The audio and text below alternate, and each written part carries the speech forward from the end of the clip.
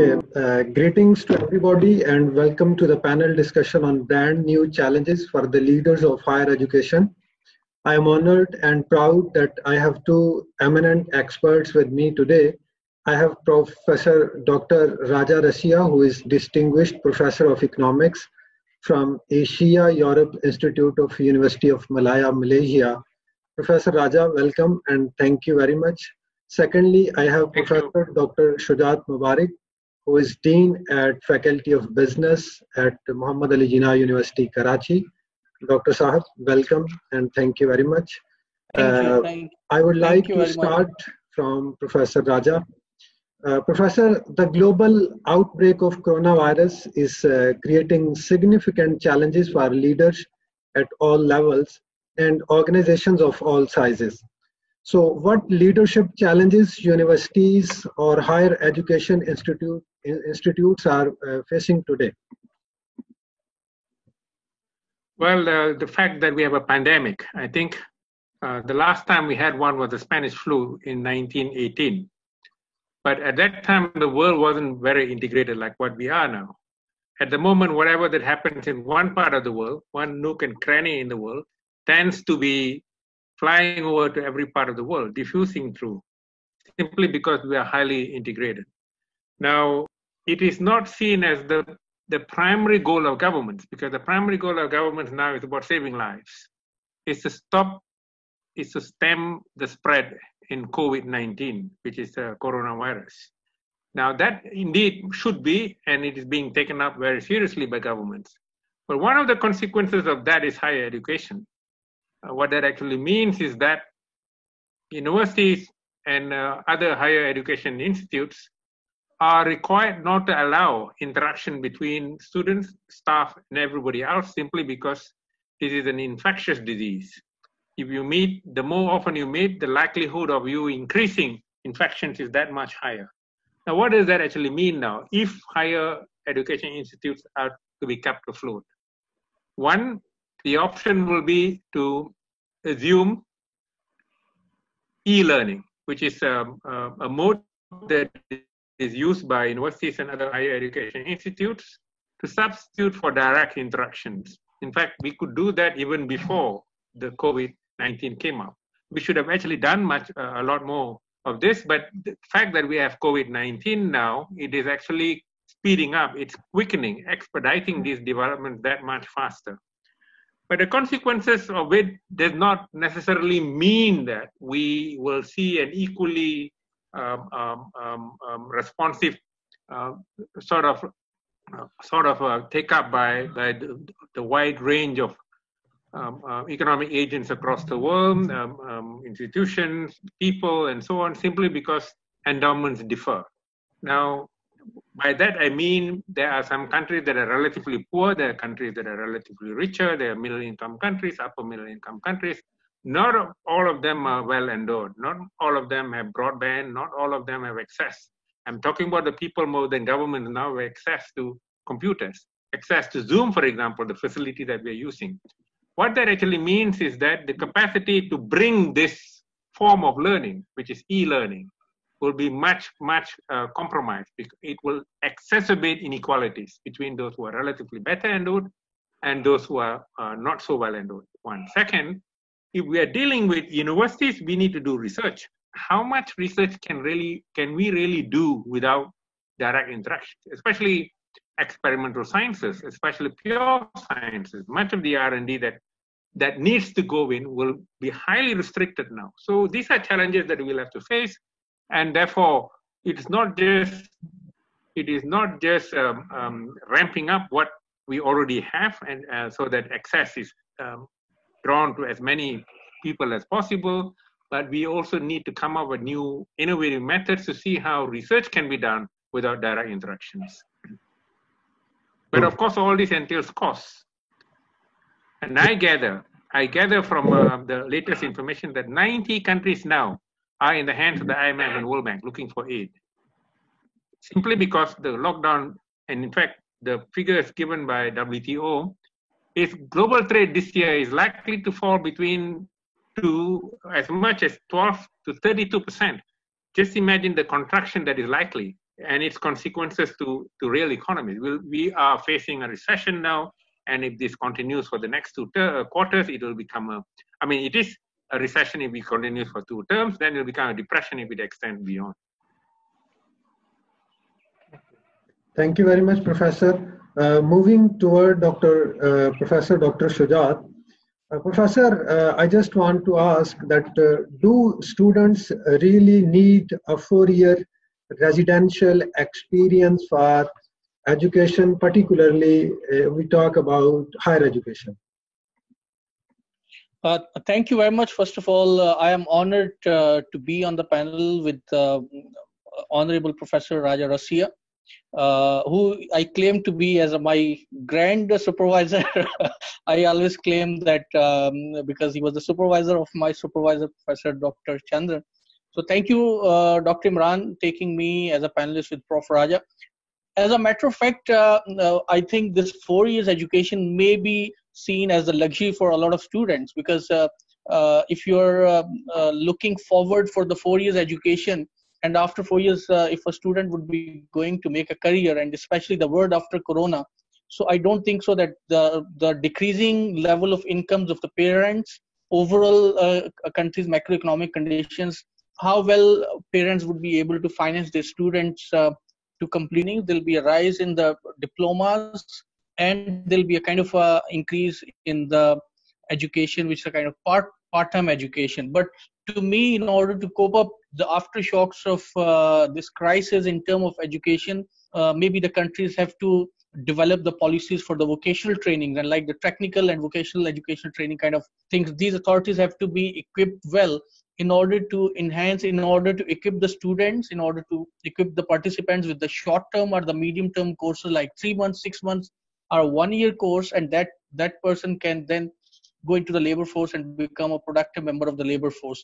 Then with that, if by contributing in the economy, if that person wants to increase or enhance his or her education, obviously there would be an option. So to me, there may be a slightly, the style of education and the type of education which is required is going to be changed. Additionally, the Corona has also provided us a kind of experiment to go online. So this resident requirement may be, it would be going to you can say substitute with the kind of this education, online education. But obviously being at the university, the experience which students get, there are a lot of other spillovers which the students get being in the university by participating in the classes, that cannot be substituted obviously. But as far as the skills are concerned, to some extent, online classes can give a kind of skills or kind of a knowledge. But to me, being on the campus is quite different than teaching or learning online. Yeah, okay. So Professor, you have talked about that education is, slightly maybe moving toward online education. So my question to Prof. Raja is, although he has discussed regarding the improvements are needed for IT infrastructure.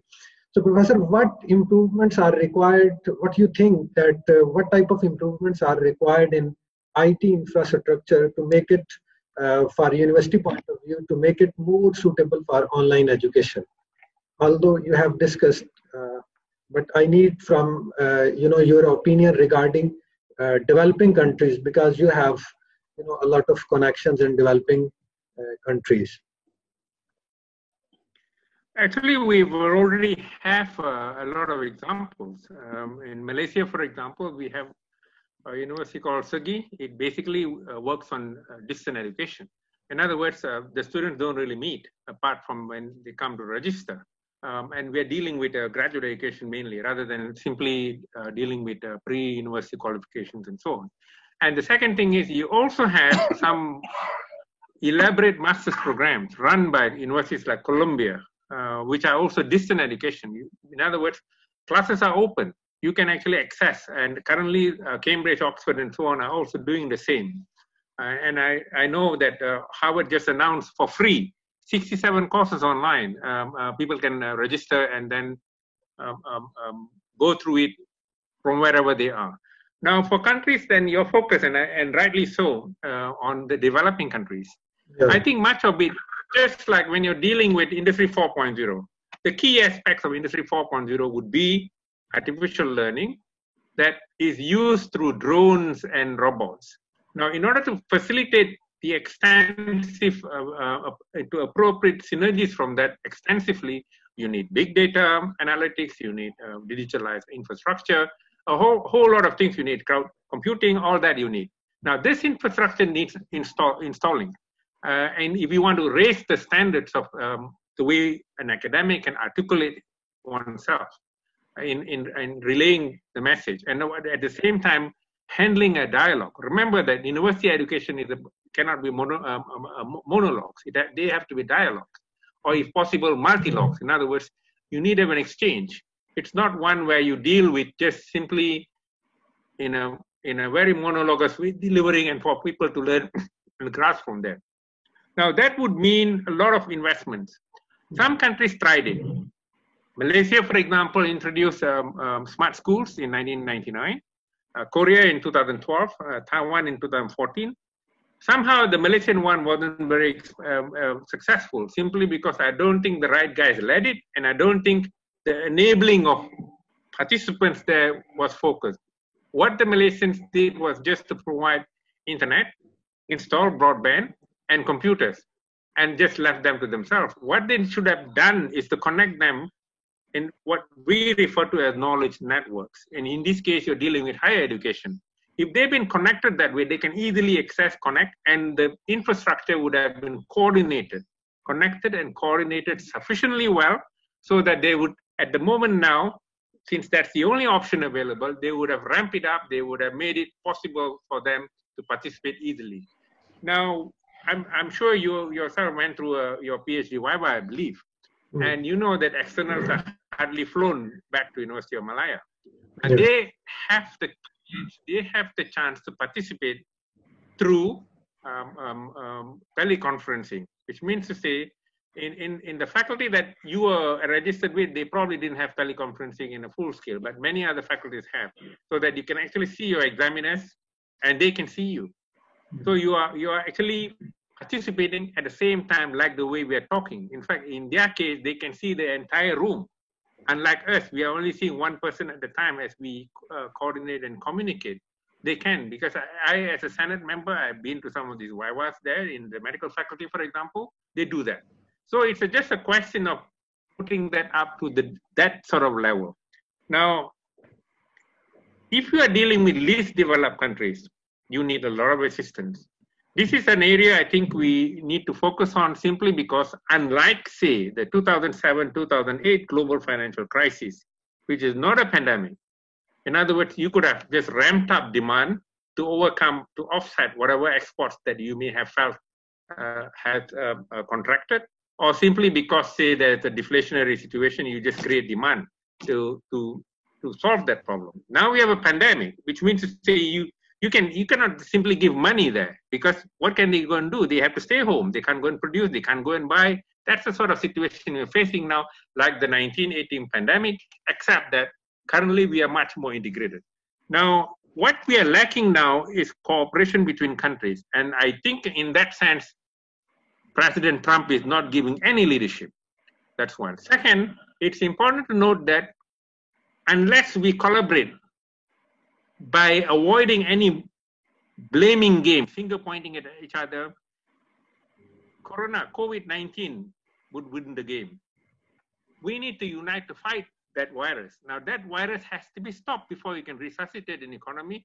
And if our focus is on higher education, before you enable that aspect of it, so that we can have these connections and coordination, not that we can bring it up instantly or instantaneously to the level that we enjoyed before the virus hit, but at least we can come up to, say, a level of 80 to 90%. Now that requires, as I just mentioned, a lot of cooperation. You need a lot of cooperation so that we can see that countries who don't have capital, the 90 that I mentioned to you have gone to the IMF and the World Bank for help. And also poor families. You have poor families even in the US, which is eventually going to be the most corona-intensive hit country now. It's got the highest deaths at the moment, somewhat like 23 to 24,000 deaths. It's got something like 500,000, in fact, more than 500,000 of infected cases, and it's just expanding with no end in sight. Now, that tells you that the most powerful nation too needs to work together with other countries. Now, that's an important direction to take. We need to see that countries are not blaming each other, countries are working together and not falling apart like how Italy is being sidelined by Europe or Spain being sidelined in Europe. Those things cannot happen. Likewise, I know we have a perennial problem of India and Pakistan, the brothers who never got along well. I think these are things that the corona virus problem poses as an opportunity to work together, to share capital, to share knowledge, and at the same time to stem the spread, to identify, to screen, to stem the spread, so we contain the problem quickly and resuscitate these economies. That will be my suggestion for the developing countries too. Yes, Prof. Very rightly pointed out that leaders of the world, they should come out and they should collaborate, and they should develop networking regarding education point of view. So moving toward Professor Shujat, it's Dr. Saab, as you are involved in the university's administration and National Business Education Accreditation Council, NBAC, as a dean, a regulatory body for business education in Pakistan, which is working under Higher Education Commission of Pakistan. So my question is, how universities, National Business Education Accreditation Council, and or HEC Pakistan can deal to these issues? In fact, presently, the issue which Higher Education Commission precisely is facing is how to incorporate this system of online education in all of the universities. Presently, there's the hodgepodge system. All of the universities are adopting certain kind of softwares ranging from the Zoom to Skype to Google Meet, Google Team. So the first challenge to the Higher Education Commission is to bring all of the universities on a kind of a unified infrastructure. And then once the universities would be on the unified infrastructure for online teaching, then they can be conveyed a kind of policies for conducting the online classes, right? So this is the first challenge. Then now what's happening, being as Prof has mentioned that for the case of Pakistan as well, we are a developing nation, and a lot of students in the universities come from the very, very rural areas where hardly we have a kind of internet, and if there is internet over there, the internet connectivity is very poor. There are a lot of other issues. So at least 25% of such students are there who are studying in the universities. So how to bring those students and how to teach those students, again, this is a kind of another challenge. As far as my university is concerned, what we have done is we, in fact, every 2 weeks, all the lectures which have been recorded are burnt on a CD, and those lectures are dispatched on the addresses of all those students who have requested, because if they are not able to get connected through the internet. But it's not the solution. Obviously, there has to be some more beneficial and more, you can say, a practical kind of solution. So number one, Higher Education Commission has to come toward the kind of a unified solution.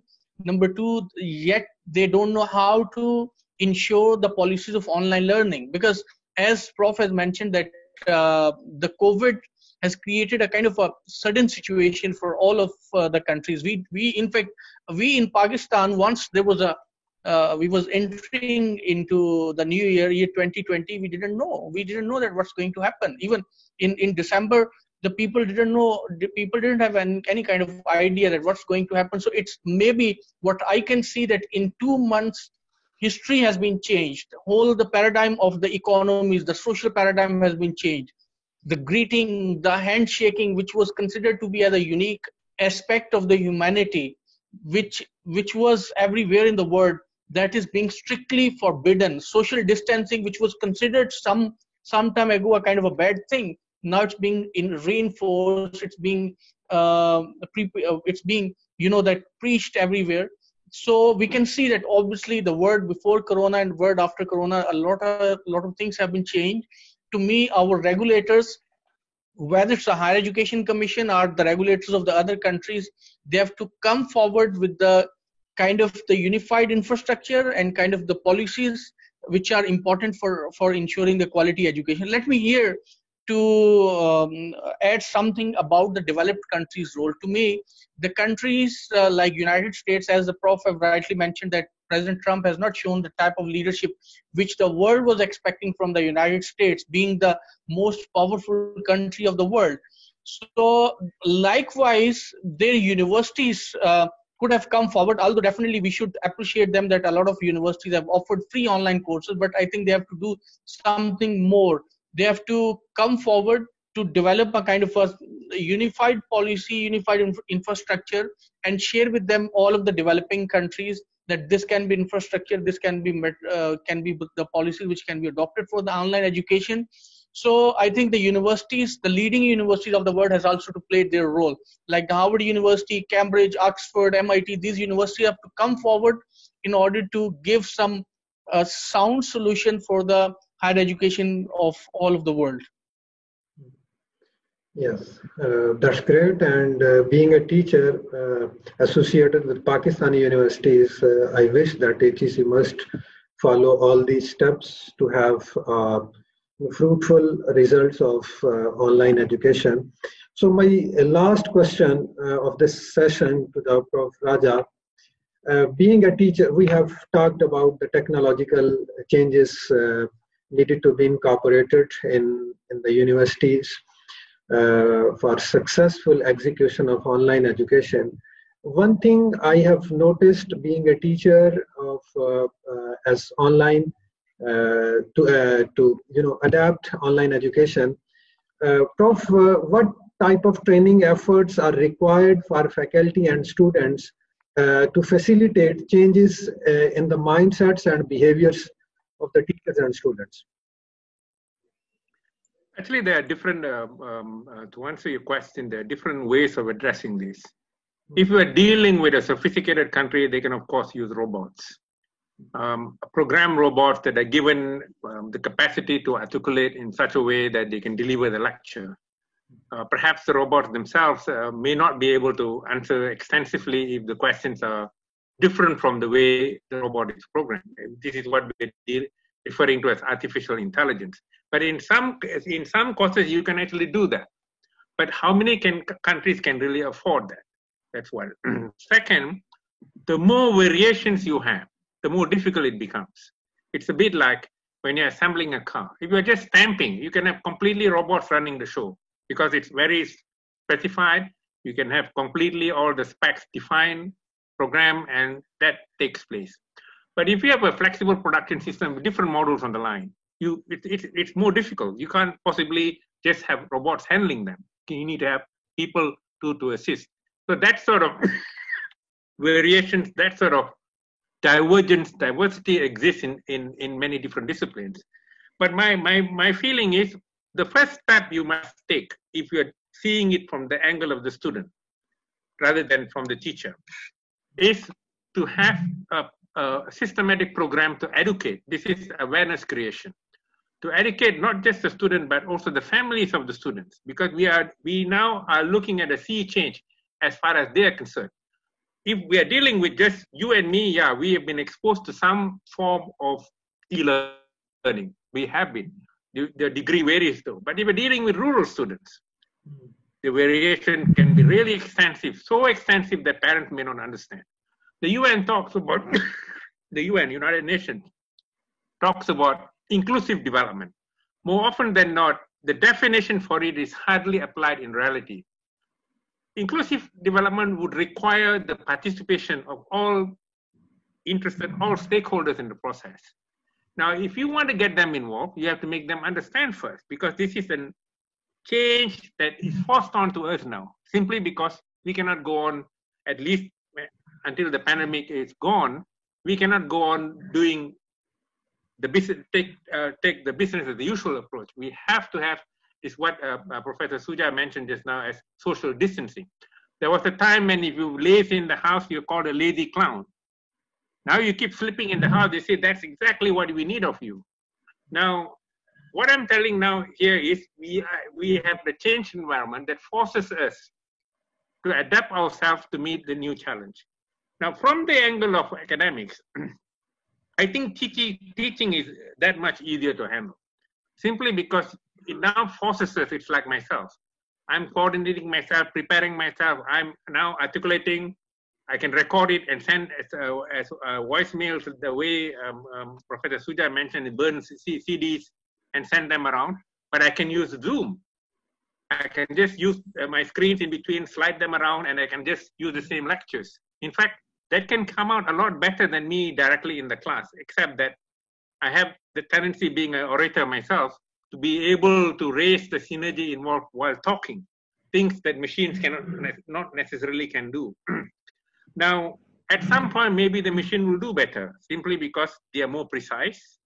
However precise we are, humans cannot be precise. Even in operations, the robots are better in operating sometimes. And even in identifying through different interpretations of things using big data to narrow down their diagnosis even better. So all those things are possible. So my feeling is what this actually means is that academics must open up their minds. Now, even if you are in a remote country like Pakistan, not the whole of Pakistan, a remote place that Professor Sujat talked about, and you mentioned, that is far away from an urban area like Karachi or Lahore, because there are world brilliant people there. In Karachi, yes. In Lahore, yes. But if they are located some significant distance away, even away from Faisalabad, for example, now how do you then connect them in this process of virtual learning? Now that actually requires, in my mind, some ingenious ways of doing things. One of the things I told Professor Zubair, the rector of Muhammad Ali Jinnah University, Professor Sujat was there at that time. One way they can do by promoting the courses is to get SMEs to participate. But the SME members need not be in Maju, because they are just too small to spare any staff. You can have these virtual lectures that is transmitted, and they participate. What it actually means is that Professor Sujat can be speaking at that time. It's recorded. If you are there, fine, you listen to the entire lecture. If you have a question, you can still have that question. And that question can come to, say, the teacher. In this case, we're dealing with Professor Sujat. He could look at it in the night, because the question is still there. And he can provide an answer that can be accessed by that SME worker when he's free. Now, I've done this before, and without this corona virus or COVID-19 forcing me to do, I see that we have the picture of Professor Sujat right up there. Maybe I ran out of time. Well, I think yeah. So thank you very much. I am very grateful to the honorable guests, Professor Raja Rasia and Dr. Sujat Mubarak. Thank you very much. Hopefully, this panel discussion will contribute and will provide a platform for better understanding to implement online education in the countries, particularly in developing countries.